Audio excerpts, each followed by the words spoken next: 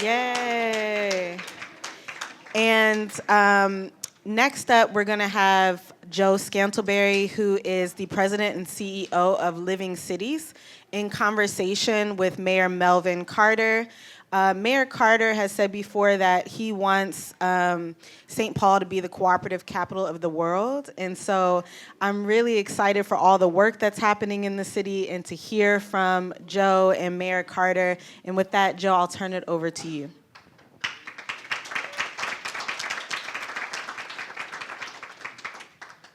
Thank you very much. I apologize that I was not able to hear everything you all talked about this morning. My colleagues were here. Colleagues, raise your hand.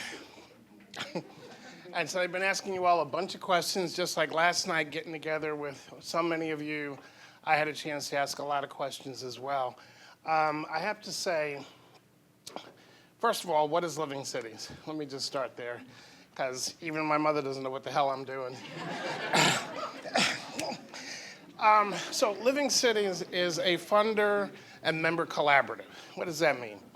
It means that some time ago, a group of folks who have a lot of money got together and said, how do we make a difference? And at that time, they thought they could solve poverty by just fixing the built community. If you fix the buildings, poverty solved. Done. We're good.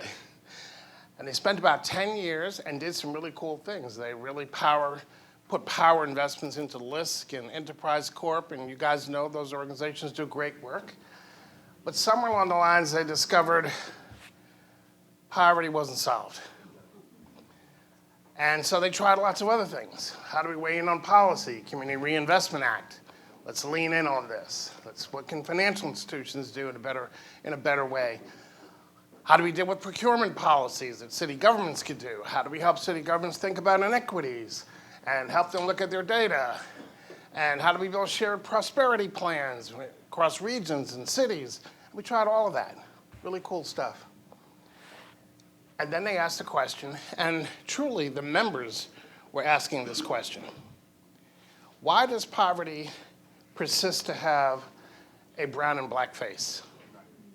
No matter where we do really cool stuff, and there are some of these foundations, they couldn't talk about race. Some of them were really uncomfortable. You might be doing all the work in the world for people who are struggling financially, and they happen to be in a community that's all black, but we're not going to talk about blackness or race. That's right. Because that's uncomfortable. So we're not going to do that. And yes, I'm a leader of color running a financial institution, but I don't want to lose my good job, so I don't talk about race. I don't talk about Latina community members or immigration or, I could do it as a project. I don't talk about it. This board decided it was going to talk about it. So they got real deep on racial equity, real deep. Hurt each other's feelings from time to time, deep. But they stayed around the table together having this conversation. And so when I walk into this organization 3 years ago as the CEO, I'm walking into a group of members who've survived the pandemic, gone through internal struggles in their own organizations, looked at the internal struggles in Living Cities and said, okay, this is worthy of continued investment. This is worthy of continued effort. And so where we find ourselves today is we're an organization that believes in a couple of things. That in order to get after racial equity in America and to address inequity overall, we have to get after the question of inclusive capital. The people who were once capital need to be partners in the use of capital. The people whose land generated the capital had to be part of the conversation around capital. The people who emigrated here and who find themselves strangely not as privileged because of whiteness as they thought they should be, and who are now angry and upset, need to be in the conversation around inclusive capital. The people who we don't want to see because they built the railroads or are currently taking care of everybody's mama and children And in every kitchen in America, they are the lavaplatos and the cooks and the cocineros, and they're doing every other job there that we don't want to see and recognize, and we want to build walls to prevent them from being here. All of those people, they should be part of the capital conversation too. Because you know what they do? They build businesses. They build whole economies. And so I come to St. Paul, and I have to say, my team knows this. I've been on the road for like months, it feels like, talking to people everywhere. And even though we make some grants, we're not a fund. We're not a grant-making organization. We make some grants. So I got to go out and hustle just like all of you do to get capital and resources in. So I understand the chase. And I know Mark's going to write me a big check at some point, but that's okay, Mark. That's right. That's right. But all said, across the country, this conversation is happening. In this town, a different conversation is happening. I don't know if you guys know that. This conversation around collaboration and coming together is not the conversation I hear in Birmingham. It's not the conversation in Little Rock, I'll tell you that. It's not the conversation in Jackson, Baltimore, New York. I'm not saying there aren't people who are thinking about these things and who are attempting these things, but there isn't a whole community of folks trying to figure it out. I hate going into a city and saying you are unique, so I'm going to say y'all are special in a good way. And there's very few places where you have public leaders who are standing shoulder to shoulder with you in the effort. In fact, I can't think of any place where this is the conversation. Can't. I'm from Brooklyn, New York, and we got indictments going on in New York City. Everybody resigning, right? That's not St. Paul. This is not even the conversation across the river, with respect. So, my hope is to interview your mayor, our mayor, and to have a conversation that helps me walk away and share all that you are doing in a way that inspires others to join in with you, because you are the movement for the inclusive capital that we need. With that, Mayor Carter, your floor.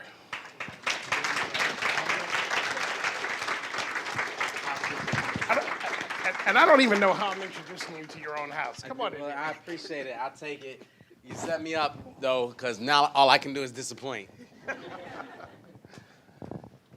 So, Mayor Carter, I am really curious. Here's a city. Here's the initiatives that are happening here around collaboration, inclusion, shared ownership. How's this happening here? From your perspective, what makes this fertile ground for this kind of work? You know, I appreciate the question. I think all ground is fertile ground for this kind of work. You started off talking about stuff and our obsession with like stuff at the expense of people. Mm-hmm.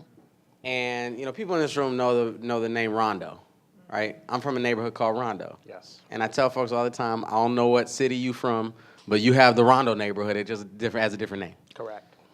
But Rondo is the once thriving, vibrant, historic African-American community here in St. Paul that was uprooted to build the freeway. And all that means is that somebody in all of our seats, somebody at the city, somebody at the federal government, somebody at a nonprofit organization, somebody at a foundation, all looked at a strip of 700 people's homes, 700 families' homes, and said, hey, we could have a strip of concrete there. Said, you know what progress would be? Is if these homeowners and these business owners and these real estate owners, all of these children here, if we bulldozed all these families' homes and put a slab of concrete down, that would be progress. Right. And so it's not just to me that our addiction to stuff has slowed our progress to helping people. It's that our addiction to stuff has literally buried people. To the extent that the reason I decided I wanted to run for city council in the first place 15 years ago was because we were building light rail on University Avenue. And I kid, like, look at the history if you weren't there. Like, we had this kind of fight about these 3 missing stations that should have been on the line, right? People would always say, you know, look, our studies show that people are going to be willing to walk a half a mile to a quarter of a mile to get to one of the stations. And I always asked, and nobody ever answered, are these August miles? In St. Paul, it makes a difference. Are these January miles? Like, what are we talking about? Because the math is different. You got to, you know, your calculator. You look at the whole stretch of that line, and the station spacing was all half mile to a quarter mile apart. You get to the boundaries of the area I used to represent, literally the boundaries of the area I used to represent in the city council, and the boundaries skip to a mile. And then to help fund the thing, we said, well, we got to, you know, reduce the bus service here. So the neighborhood that I grew up in, the intersection closest to that, where the train is that I grew up on, by the, like, Met Council's own numbers, would have had less access to transit service as a result of this $1 billion transit investment that we were putting in. Right. Like, less net access between not having a train stop there and having the bus come less. But all of the cost of construction, all of the business interruption, all of the inconvenience, all of it. And so this, like, fixation, I'm stuck on this fixation with stuff that you were talking about. Keep going. Because it's super, super real, and it continues to act today. So when I ran for mayor the first time, you know, we spent 2 years just, like, in living rooms and coffee shops, just asking people, like, tell me about, like, what are you thinking? What's your vision? What are you feeling? And I think the 2 biggest themes that we heard, the 2 biggest things that I heard is, one, I heard people all over the city say, like, you know, we have more to offer. You know, we're not being asked to, like, we're being asked sometimes what we think, but we're not being asked to help or to pitch in and put our hands on something. I just heard that. Go ahead. Okay, good. And the second piece was, like, we're used to cities sort of investing to create the, like, general dynamics in which success is, like, theoretically possible for people who understand the navigation map, right? But we're not really used to cities, like, helping people.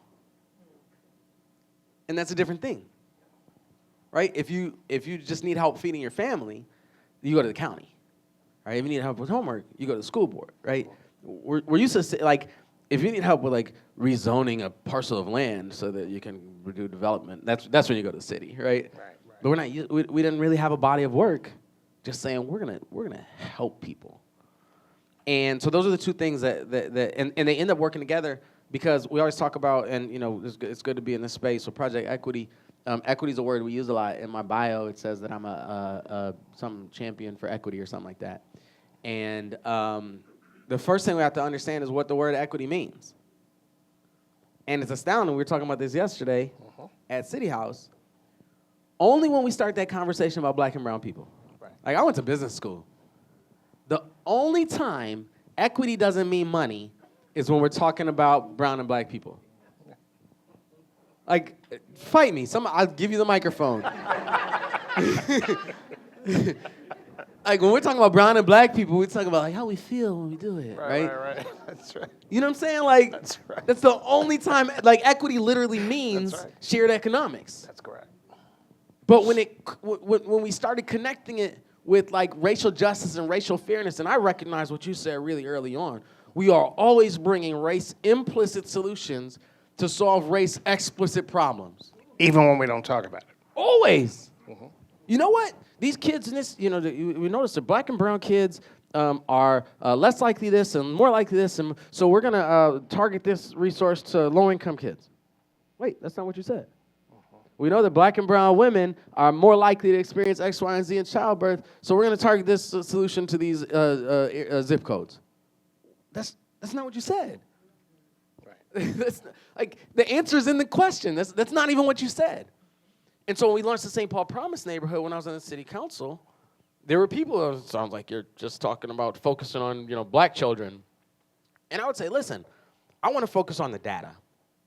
And let me tell you, when the data says that we can move our focus away from young black boys, from black and brown young girls, when the data says we can move our focus somewhere else, I'll make the motion. Right. So all I have to say is, I think what ends up happening is a lot of stuff we do, people look at me and go, oh, that's so brave. And that's a crazy thing to hear sometimes. Uh-huh. Oh, it's better than, you're so articulate. That is. That is. Inside, but obvious joke. His wife is my big sister, right? And community big sister. I just texted her. I texted her a picture of you doing my intro, and I said, he talk good. And I'll show you. She responded, he's so articulate. Yes, he is. Yes, he is. So you're right on time with that. Here's the answer. I've become convinced that every decision in the history of humankind has been made to benefit who? The decision maker. And every decision that will be made is like, I try to be as altruistic as possible, but I rarely make decisions that I think are just gonna like screw me over. Right? And so at some level, if we want City Hall, if we want the resources, the policies, the decisions we make in City Hall to benefit a wider set of people, the only real option, like on a sustainable systemic level, is to build a wider set of decision makers. Right. If we want our policies to benefit young people, the young people have to be at the table. If we want our policies to benefit communities of color have to be at the seniors, whoever it is. If they're not at the table, we will not. I promise you, you cannot build a system. You cannot build inclusive. You cannot get inclusive outcomes with exclusive systems. And so what ends up happening is we get a chance to sort of detach St. Paul from the traditional risk calculus that says doing something like taking $1 million in American Rescue Plan funding and using it to purchase and eliminate $100 million in medical debt that our residents owe. Uh-huh. Inside City Hall, that feels risky, right? Like politically risky or like a lightning rod or something, right? Everywhere else, it feels like a great investment. It feels like the absolute best. Like, I tell people all the time, like, if this is a family, right? If I was going to say, we're going to take the Scantlebury family and get them all together, and we're going to take $100 million that the Scantlebury family owes in debt. Not me. And if we can come up with $1 million, right, we'll make the Scantlebury family $100 million better off. I guarantee. Our first question is this real? Right. Our second question is this legal? And I just want to know, like, like, that doesn't necessarily end the conversation, but I just want to be clear. You know what I'm saying? And the third question is, how can we do everything we can possibly do to make that happen? That's right. And so this is where, our mantra is, like, what would happen if we look at a city and just say, this city is built not on a love of the stuff, but on a pure love of the people, and driven by this sense that, like, the unsheltered neighbors that we have, the children in every school, in every neighborhood, the families that we talk about in campaign speeches all the time, like, pretend we love them the same way we love the people we kiss every morning when we walk out the door. Amen. What would we do? So let me just say, first of all, I love that opening. That was long, man. It was long, but not a pin. You could hear a pin drop. They may have heard all this before in many different ways, but it's always good to hear it again. So philanthropy, love of humanity, that's what you just described. Yeah. How has philanthropy been helpful? And how has it been less than helpful? And present company accepted, Mark. I'll tell you, McKnight has been just fantastic every step along the way. And they really have. They've been a great partner. I'll go the opposite direction. And Tanya's a mad truth teller. So here's the thing. We wouldn't be able to be where we are without philanthropy, right? Mm-hmm. The truth is, we have when people look, it's like, oh, yeah, you're on $1 billion budget every year. It's like, yeah, but all of that money is, like, bought and sold before we ever see it, right? And there's so little that we have that we can be flexible and like innovative and entrepreneurial with, and like come up with like a new idea to do something, you know. And people always look, oh, you're wasting money on this, or you're doing. And the truth is, most of the things that like people tweet, you know, you shouldn't have spent money, is it's a grant money from somewhere, right? Because you know, that's because we just don't have the ability a lot of times, right? And so one of the things that we've been really proud of is our ability to use, you know, we call cities a laboratory of democracy. You ever heard that before? The problem is we are a laboratory without an R&D budget, right? That's right. That's right. And most cities have no flexibility None. to try anything. That's exactly right. Because we're always like behind the 8 ball, and inflation always kicks our butt. Like this, every year, this year the number was $19.4 million, right? From this year to next year, I could increase our city's budget by $19.4 million. That'd be a double-digit property tax increase just to pay for all the same stuff we paid for last year, right? Now without anything new. So not even just this year's budget being tight, we're always like trying to figure out what we're gonna, you know, which arms we're gonna cut off for next year's budget. Right. And so we have no R&D budget. I say this, I think philanthropy has come a long way, like in the time that I've been working in this space. I remember when we were starting the Promised Neighborhood, and everybody was, you know, the buzzword was always, evidence-based best practices. Oh, yeah. That was a fun fact. And my question was always like, how do you solve a problem that no one's ever solved before? Using only evidence-based best practices, which are by definition things we've already tried over and over and over and over and over again, right? But that was our fat. That was our, you know, everything had to fit in the kind of evidence-based best practices bucket. I think I've seen areas where it felt like philanthropy was giving I criticize politics that are about, you know, there's politics and there's policy. There's a real subtle but important difference, right? Public safety politics are the problem in America, right? Public safety politics are about how people perceive the public safety work that we're doing. Public safety policy is about fewer kids getting shot, right? Public safety politics would make me try to make you feel comfortable despite the fact that kids are still getting shot. Public safety policy makes me go all in to try to get fewer kids shot, and then try to help you understand what we're doing, kind of as a you follow me, as a backup to that. Right. And so I say all this to say, I think we've had philanthropy historically that has operated in the politics world, right? Who are the folks in the black community? That we can't lobby. What'd you say? That we can't lobby. That there's no accountability on. Right? Who are the folks who are the most visible? Who are the folks who are most likely to get quoted in the paper? Who are the organizations that we don't want to be on the bad side of? And one of the things that I internalized really quickly, one of my mentors was like, listen, like if like that's just a different form of like poverty pimping, right? Yeah.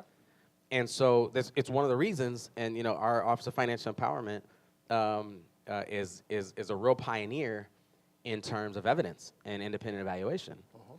And you know, the whole body of work that Director Calisto leads, she can tell you. I tell folks all the time, like when it comes to like the sacred work that we do, if an article doesn't include the word standard deviation, I don't need it. Like, don't send it to me, right? But she can tell you what the independent third-party professional evaluators say, like this is what the result that we're achieving because of this work that we're doing. Because it's crazy how little we talk about outcomes in politics. We're always talking about the process. We're always talking about what we're going to try. We're always talking about our new proposals and ideas. It's crazy how many billions of dollars we spend without ever So all I have to say is I think philanthropy is helping these days to fund, to help us do the type of experimental work, which you can't do experimental work without the like space to fail, and to fail forward, right? Politicians always have to prove that they're like King Midas. Everything I touched turned into gold. Look at them, perfect again. That's amazing, right? But that's not the real world. You can't, like. You're risking nothing if you don't fail. Every now and then. That's right. If you're batting 1,000, you're not swinging enough, right? And so, you know, I think a lot of our foundation partners have done a much better job helping us to be able to do that, to stick in with us, you know, for results and not just the sort of politics, and I think to put us in the driver's seat. Right, we've had different grants that we've done with different foundations, and sometimes you go down a road and you find out the road is different than you thought it was. I mean, with And- with the grant maker. with the grant maker, right? Like, and we might have. I mean, one example is in our public. I keep talking about public safety, but in our public safety work, we started this notion of alternative responses to 911 call. And as we got halfway in, we realized we were really talking about optimal responses to 911 calls, right? Which doesn't always mean alternative, like the police doesn't come. Sometimes it means we're coming together. Sometimes it means we're doing a tag off. Sometimes it means, you know what I mean? And we ended up having a conversation with the funder. It was like, well, that's not what your proposal said to us at the beginning. And we talked through it. And we walked through it, and they said, okay, got it. That makes sense. Like, keep doing that. So I mean, I think that type of leeway is important. So you just described a powerful relationship between yourself as a city leader and philanthropy and the funders who have trusted you and you trust to have a real dynamic conversation. I wasn't here this morning, but I was here last night, and I was asking a lot of questions around sustaining the work, how it gets sustained, the challenges around the work, access to capital, right? And I know, Mark, where are you? Right. I know there's some voices who might say, well, we don't need that kind of capital, but financial institutions have a responsibility to cities, et cetera, so they hold your notes, okay? I'm curious what you would say to this room of folks who are trying different things to build employee ownership in business, figuring out different ways of thinking about shared capital and around real estate and how to claim land and build that land for the use of people, for the love of people, and doing it together. And the together part we'll come to. That's a hard thing to do. It's a hard thing to sustain, and people are people. But I'm curious about the relationship with financial institutions. And specifically, since I sit on a board, well, I don't sit on the board anymore. I guess I am on the board. But I have a board. Decide. I We go with it either way. I have a board. I'm going through double consciousness right now. We have a board of financial institutions and foundations. And, they kind of tasked me to go out in the world and learn how they can be even better at what they do. What would you tell financial institutions who are looking at a community like this and wondering what's their entry point, what's their responsibility to this group of folks who are innovating, right? We say we want innovation. They're innovating, they're testing, they're trying, they put sweat equity, brain equity, intellectual capital, they're doing it all. What's the role of financial institutions to either grow this, sustain this, or to create new ways of growing it? It's an intriguing question. Our financial institutions have historically been the gatekeepers of all of this. They're the gatekeepers of wealth, right? They get to decide who gets in and who gets out. Who's risky, who's not? Who's risky, who's not, right? I mean, the crazy thing, when we talk about, like, tenants being able to pool their money and buy the building they live in, people go, oh, wow, that's incredible. And I say, it's not. It's really not incredible. Like their rent pays every single bill for this building already. That's right. Right? This is not incredible. Like, this is not an incredible idea. It's math, like, actually. These 10 families Right. already pay every single penny. Right. There's not somebody out there like just, let's chip in for these families. And, like, these families already pay every cent that needs to be paid to facilitate this building. Right. And a financial institution gets to decide whether the person who doesn't live there, who might live across town or somewhere else, or those people who are like actually the lifeblood of that building, who are actually paying for it. I mean, same is true when we talk about worker-owned cooperatives, right? Like, the frontline workers are who are doing. I tell folks all the time, like, my job is to heroically sign papers and give speeches, while other people do all of the real work, right? Like, the frontline work, they're the ones who are making the money go, right? And then you learn the phrase, like, leverage buyout, right? I'm buying this company, I'm financing it off the future returns Of what they're going to do. of the work that the frontline black and brown workers are doing in the first place. I'm not financing off of the money I have in my bank account already, but somebody decides who gets to come through those gates and who doesn't, right? And we get so stuck. Listen, the most important question anybody ever asked me, this is a weird story, but stick with me, I promise. When I first got elected mayor, somebody said, hey, are you going to move the furniture in the mayor's office? And, like, the question, like, blew my mind. When I tell you, I was like, whoa, right? because I've been around City Hall for so long, and people come and people go, but the desk is still in the same spot. And it was like printed on my brain, and I kid you not, I got elected mayor not knowing that it was within my power to move the desk from one side of the room to the other. And that's a silly anecdote, but like think about the ways in which we become married to, we become the enforcers of the status, like accidental enforcers of the status quo, that just because it's what we inherited. Yeah. You know what I'm talking about? Like we become the ones who, you know what I'm saying? And so like that's been something to me. But then so something that's been on my mind a lot lately is I ask people to help me define different words, right? We need a functional definition of the word equity. It's got to be about money. When my business school dean said equity, she was talking about money. She was talking about appreciating assets. She was talking about being able to transferable assets that I can pass on to my child if I want to. She was talking about decision-making power, which is why we do all this stuff we do through, look at Twitter. It's full of people laughing at the task forces and the commissions that we build for this or that or the other. And she was talking about a shared economy. Because if I own equity in a company and the company has a good quarter, I have a good quarter too. That's right. We need a definition of the word precedent, because particularly as public leaders, banks, financial institutions, our courts, we operate on precedent in so many aspects of our country. Somebody give me a quick definition of the word precedent. Happened before. The way things are usually done, right? Yeah. The way things are always done. Somebody give me a quick definition of the word insanity. See what I'm talking about?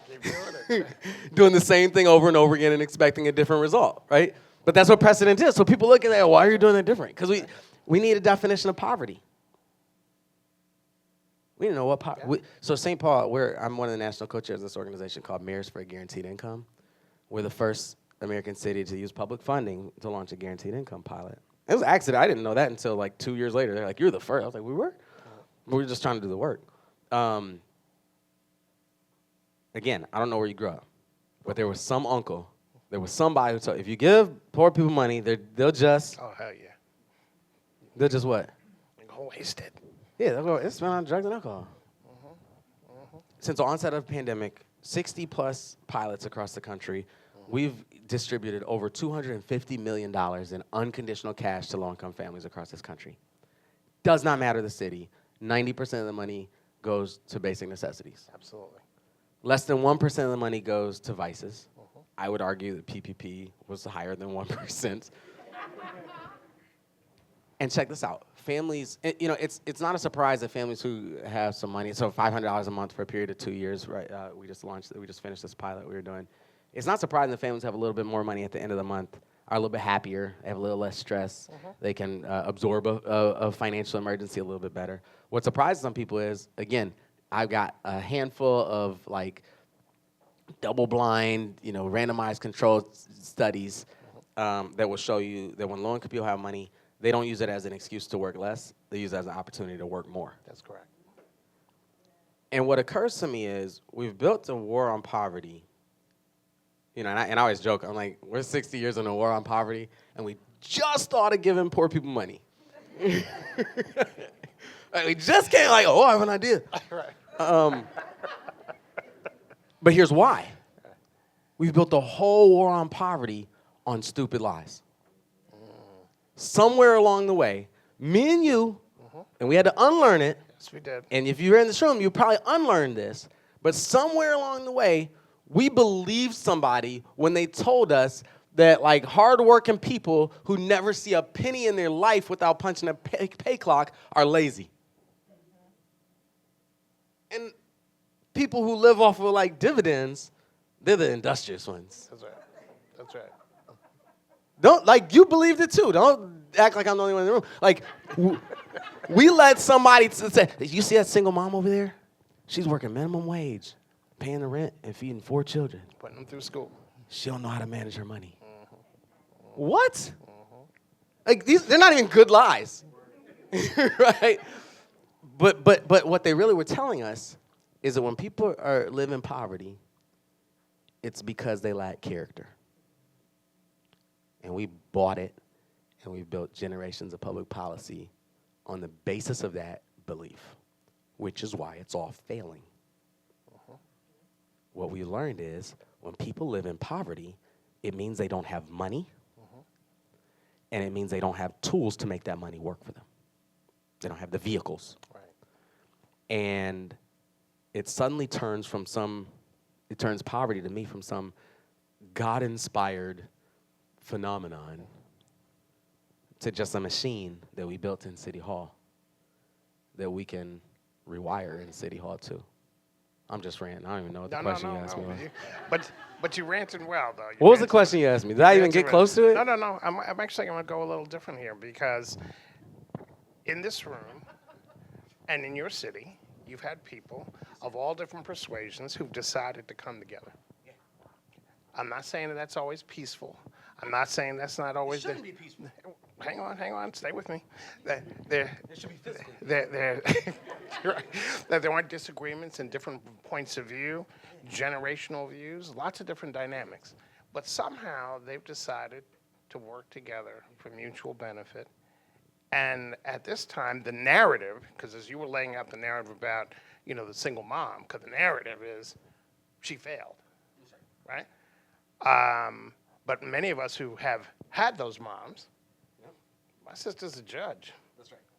I'm doing what I do. That's right. My mother still don't know what I do. That's right. But she knows So that one out of two ain't But bad. she knew she got me out the house, right? And I didn't come back. That's right. Right? That's And now I can take care of her. right. My point, though, is the narratives are that we can't do what these people are doing. The narratives are that we're at each other's throats. The narratives are that someone's going to lose if we abandon zero-sum economics and policy. So Oh, you set me up. Good, yeah, that's right. So that's what you... narrative. So, What's the narrative? speaking of what we should say to financial institutions to get them engaged in this, And right? beyond, and beyond. What is the narrative? Because you've got some evidence of something different. No, you're right.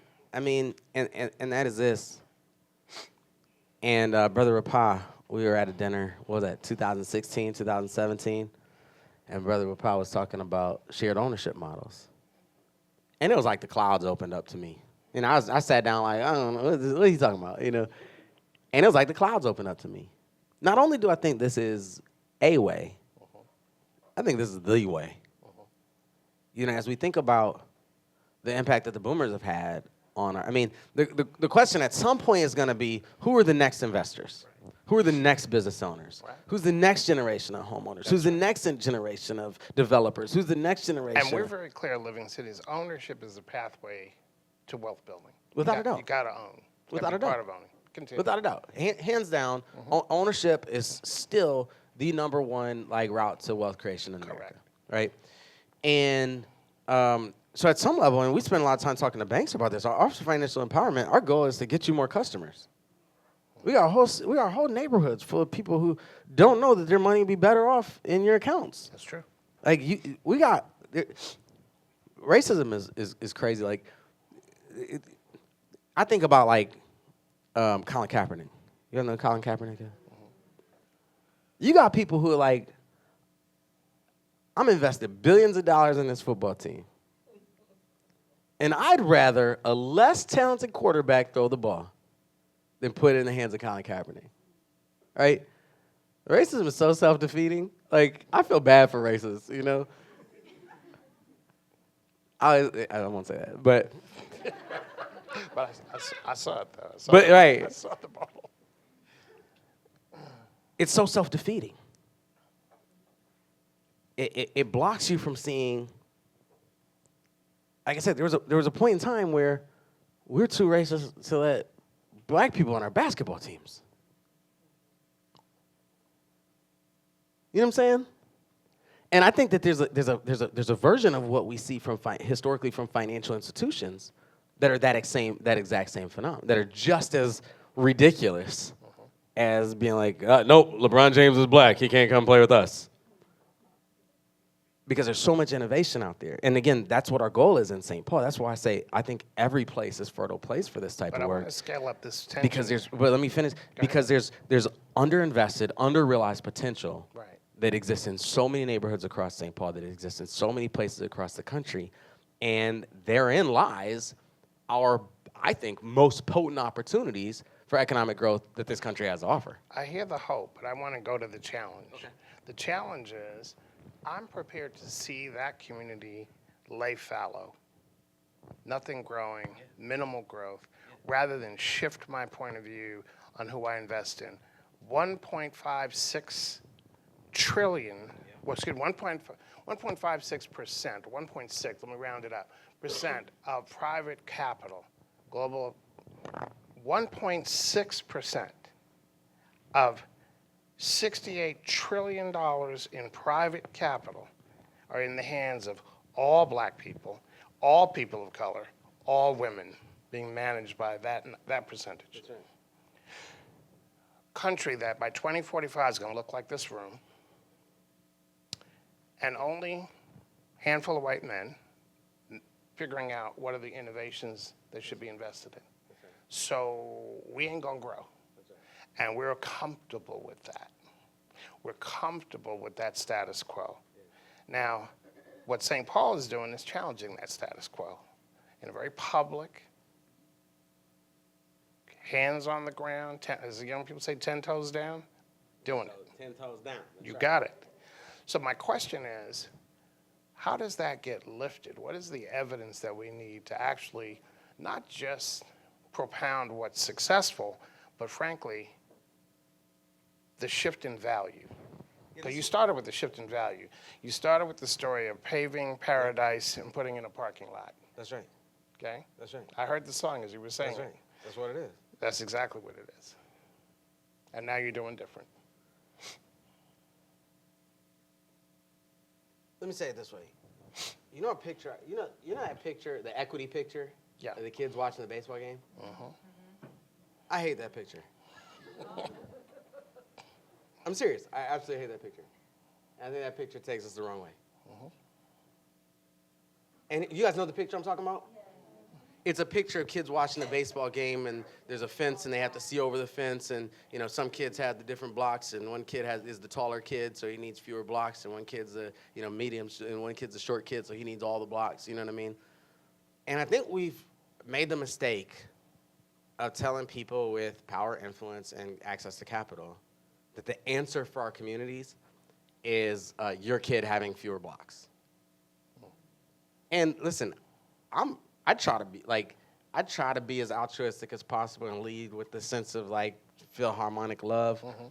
If the answer for the world is Melena and Naomi and Amila and Ari, we have a lot of kids. If the answer for the world is my kids having less, I'm out. That's not racist. I think that's logic, common sense, right? And that's why I hate that picture, because it creates a zero-sum notion of what we're trying to do. Meaning if you have today, you need to lose in order to. You have to lose in order for somebody. I don't think that's the truth. I think if St. Paul figures out that these folks who come into this city from another country are opening up new frontiers of economics that aren't accessible to just the Vikings, right? The people who come into St. Paul who speak different languages open up channels of business that we can't have access to otherwise, right? That's not taking blocks from somewhere. That's manufacturing new blocks, right? And that's the approach that we need to take. I'll give you an example. And so I think it's about not trying to get people to do a charity. And one of the things I've learned about my work is if we can get our city to the place where we do something because it's the right thing to do, it might last as long as I am in the room, right? We got to figure out how these are solid investments that generate a return. So my first year on the city council, when I was working on the St. Paul Promise neighborhood, there's a group of folks, and I'd say probably most young black and brown elected officials have this dynamic, right, where the side of town you go to get your sense of purpose may not necessarily be the side of town you go to get your votes and campaign contributions. And there was a group of folks who brought me into a room and said, hey, listen, we see you spending a lot of time in Frogtown, and some of you, if you know St. Paul, we see you spending all your time over there, and that work is cool, but what do we get out of this? And again, that's not racist. Oh, no. Right? And you're their mayor. I was their city council member at the time, right? That's not racist. And I ended up saying, well, tell me this, what's your biggest challenge? What's your biggest frustration? Their biggest frustration was their property taxes kept going up. And they're like, well, you know what, my property value stayed still, but my property tax went up. I said, oh, well, that's because property values somewhere else are going down. So, if that's your biggest problem, then what we need is a strategy that'll help stabilize property values somewhere else. By the way, this is an education initiative, and the number one thing that impacts property values is, well, number 1 and 2 is always public safety and school quality. Exactly. And they went, oh, get back over there. So I think that's the way we have to approach it. I don't think we can expect financial institutions to do it because it's in the best interest of, my children, or because, we're, whatever. I don't think we should expect them to go beyond kind of the basic kind of CRA type of kind of requirements. I think as we deliver a vision for the shareholder returns that they can have that they can plug into that they don't otherwise. The championships you can win once you figure out to let LeBron James on your team. You know what I mean? Like once we figure out the financial, that value proposition there, that's where I think it's on us to be able to demonstrate that financial proposition, which is where we need those laboratories of democracy. I'm going to throw an audible here. The organizing team did not give me authorization to do this, but I do want to open up for questions because I see lots of questions and I see faces who are locked in. So I want to make sure we do that because one of our missions is to share the wealth and to share the ideas around the work and to give credit to where the creativity is happening, right? We're a national intermediary. We learn from so many people everywhere, and we're trying to figure out how do we distill and share that so that others can pick up. I want you to get a call from Birmingham and Jackson, saying, how are you doing this? And how can I do this in a context where I am? So, ready for questions? Please, and I'm going to run to you if you don't mind. Yep. Tell us who you are. Hi, everyone. My name is Tammy, and I'm with Urban Homeworks. I loved what you were talking about, Mayor Carter, and I guess I'm curious to know, earlier when you talked about needing to make a bigger room of decision makers, how you as mayor and how city council is being intentional to, one, remove barriers and make space for community members, that single mom, the hard workers that we're talking about that work 9 to 5, they can't speak or they can't come to a city council meeting and testify at 2 in the afternoon when they're at work. They can't come to this roundtable because they're at work. How are you making space to be intentional to bring those decision makers to the table? I love that question, and I really appreciate it. So one is everything we do through public engagement, right? So every member of my cabinet, every single member of my cabinet I've ever appointed has been appointed through what we call a community-based hiring process, right? Where we have literally hundreds of people who get together and help kind of think through people who might make a good library director. They recruit candidates, they sort through the resumes, they decide who they want to interview, they do the first round of interviews and send me a couple of finalists who they think would be good people, right? The first time we did it, the newspaper was like, wow, this is the most diverse cabinet we've ever seen in the history of the city. How did you do that, right? And what I end up telling the press is in a diverse city like St. Paul, you don't have to how did you get a diverse cabinet? You have to, how did you get a white cabinet? You know what I mean? It's true. You have to just basic probability and statistics, right? You have to do something special to get an all-white cabinet, not to get the type of diverse cabinet that we landed on. So whether it's minimum wage or whatever it is, like I said, we're always kind of launching task forces. We have a set of task forces and commissions that help us kind of bring the recommendations to the city council and to the mayor to make decisions on. We launched a policy to put at least 2 young people on every single one of those task forces and commissions, and we pay them to be on there. And it's 2, because I was that kid when I was a kid. It'd be put Melvin on the board, right? And I'd be sitting at this board table a lawyer, what do you think? Mayor, what do you think? Doctor, what do you think? Right? So-and-so, representative, what do you think? Melvin, what do high school students think? And I'd be yeah. Right? And so we were trying to build a critical mass to make sure we're not just kicking them all, so we say we did it, right? And so we do a lot of public engagement with the city. Every budget that I bring to the city council, we do what we call our city budget engagement games, right? which we go to community. So like I'm sitting in Johnson High School, right? I'm sitting in Central High School in the lunchroom or in the cafeteria, you know, in a math class, just talking to people like, this is how the city budget works. Tell me like how you think this through, or senior homes, or like boards of directors or neighborhood groups. Some of them are 10 a.m. on a Monday, some of them are 6 p.m. on a Thursday, some are on a Saturday, you know, so trying to vary stuff around so that we're able to accommodate, and some of them are virtual, so we can accommodate the way different people's lives work. But none of that actually gets to the heart of the question that you just asked.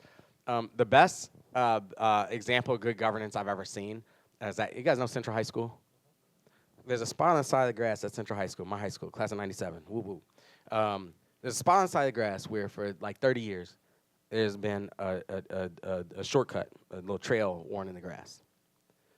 And, you know, it always strikes me that if we were to, you know, put an announcement, there's 2,000 students at Central, you know, listen, at 5:30 next Wednesday, there will be a public hearing at City Hall on optimal sidewalk alignment.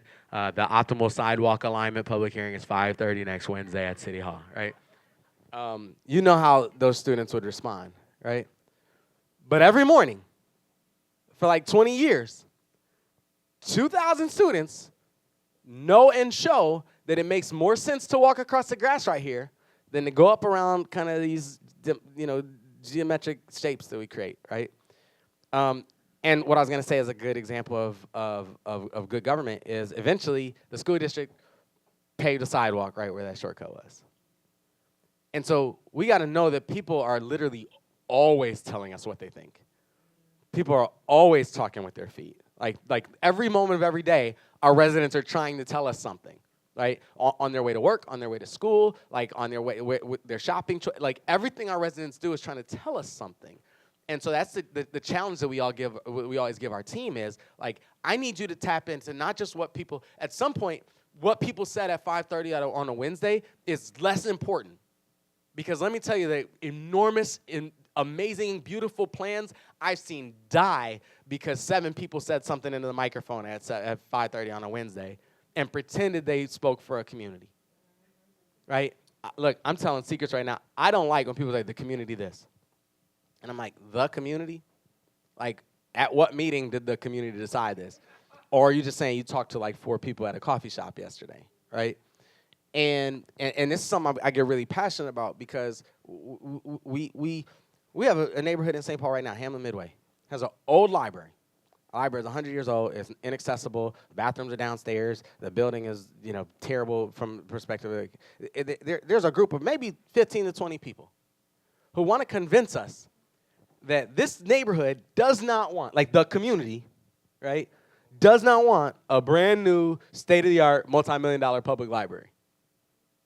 And if that's true, it's probably the first in the history of the planet neighborhood that does not want a brand new state-of-the-art multi-million-dollar public library for their kids to play at, right? But 12 people have a megaphone and they can be super loud.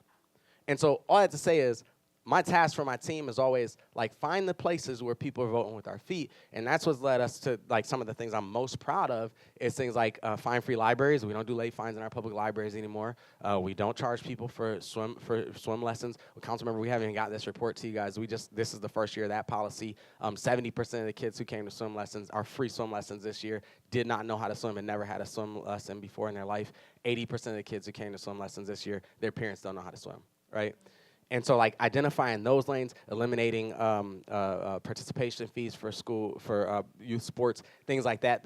To me, the coolest things that our administration is doing is not because somebody said something in the microphone at a public hearing, but it's because we heard something that people weren't saying in the microphone. For a second, because I know we've got at least time for maybe 2 more questions. I'm looking here. Come on, let's do it. I'm gonna be brief. Watch.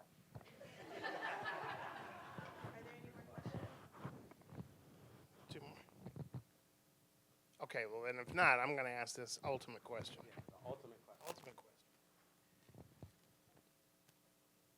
When you think about sustainability of this work and the ingenuity that's happening here and the potential for St. Paul to educate, inform, and inspire other cities, other leaders, the financial sector, and maybe some folks in philanthropy who, frankly, can take a bigger risk.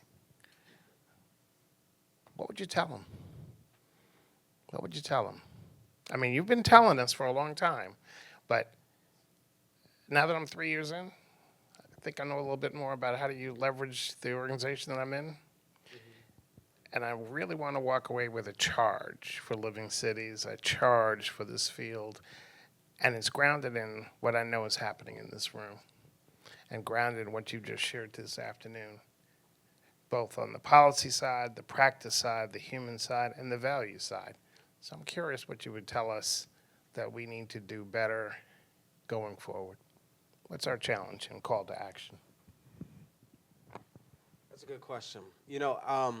I'm really proud of, if you can't tell, I'm really proud and fired up about the things that we're doing in St. Paul, about some of the policies and some of the initiatives that we've put in place, largely, and many other things in particular that we're doing through our Office of Financial Empowerment. I tell people every day that even more than I'm proud of the what, I'm proud of the how. The secret sauce is really the how. Because when we do stuff, sometimes people are like, what are you going to do to make sure, some future mayor and city council can't, undo this? And the answer is nothing. Like, I can't do anything to make sure, to keep a future. Like, if the next mayor will have all the same powers that I had. Like, what are you talking about? The only way to make this stuff sustainable over time is to ensure that there's a community demand for it. Literally, the only way. And so this, concept of really engaging, and I spend a lot of time telling people this, whether it's a bank, your foundation, your organization, your business, your government, whatever it is, when you say we need to do better by whoever those people are, right? We think we can be more impactful among young people. We think we can be more impactful among people of color and indigenous Americans. Whoever the whoever the people who've experienced homelessness, whoever the population is that you decide, that you want to serve. My guess is if you're in this room, it's because you're desperate. You're the ones who are up at 11 o'clock. Your spouse is going to sleep, and you're sitting there looking on your phone, trying to figure out what are new ways, or thinking through kind of what are new. Am I right? I don't know anything about that. Right. That's right. That's right. And my task for you is stop. Free yourself from that. Right. My task for you is what I'd love to see us all do is stop trying to figure out new ways to help those people. You see where I'm going? Those people. You understand what I'm saying? I know it's hard. We want to help those people. Stop trying to figure out how we can help them. Because we can't help them if we're stuck with a wall between we and them. A cognitive wall there. And so my question is, whoever they are they on our board? Whoever they are they involved in our decision-making processes? Whoever they are, until they are included in who we mean when we say we're going to be, super limited. Okay. I think that's my biggest, and that to me is my biggest challenge in terms of, how we sustain the work that we're doing, how we change the risk calculus. I was talking about the risk calculus, when people say, public safety. Alternatives and optimal responses and, this public safety policy versus politics that I was talking about. And I got mad one day because someone was like, you're changing things, and that's risky. And it's look, I'm honest to God, my nephew got robbed at gunpoint a couple years ago in St. Paul, and then on the block I grew up in. And when they say that's risky to change our approaches to public safety, what you're saying is that me getting as many votes next year as I did 3 years ago should be more important to me than making sure my nephew never gets robbed. My sister spent a year driving around the block so my nephew could have the courage to walk his dog on his own block. And it kills me to even say that out loud. And I don't give a who people vote for. It's not worth it to have this job if we're not going to do everything that we can to make sure none of those young people kind of experience that. And so here's the final thing I want to say to you, and I promise you I'll get out of your way because I know you have a lot to do, is this. All the stuff that I'm proud of, stuff that we've done as a city, all the stuff I'm proud of, stuff that I've done in my career, are things that at one point in time I thought felt impossible. And that was the most dangerous moment for them. That was the most perilous moment for college savings accounts, for guaranteed income, for the St. Paul prom, all the stuff I'm bragging on, like the most like shaky ground that's ever stood on, was not a public hearing, was not a city council vote, was not some conservative tweet monster. You know what I mean? It was like me in my mind, ready to destroy this and send it to the trash can of impossibility. And my second biggest challenge to you is to make them a part of us. My biggest challenge for you is, my guess is everybody in this room has something in that back drawer, something in your back pocket, your bottom drawer, on your desk somewhere that you know would be amazing, but you also know would be impossible. I'm gonna give you a second to just gather which one that is. We've already tried running the world without that idea. Give us a chance to try running the world with it. Ladies and gentlemen, thank you, Mayor.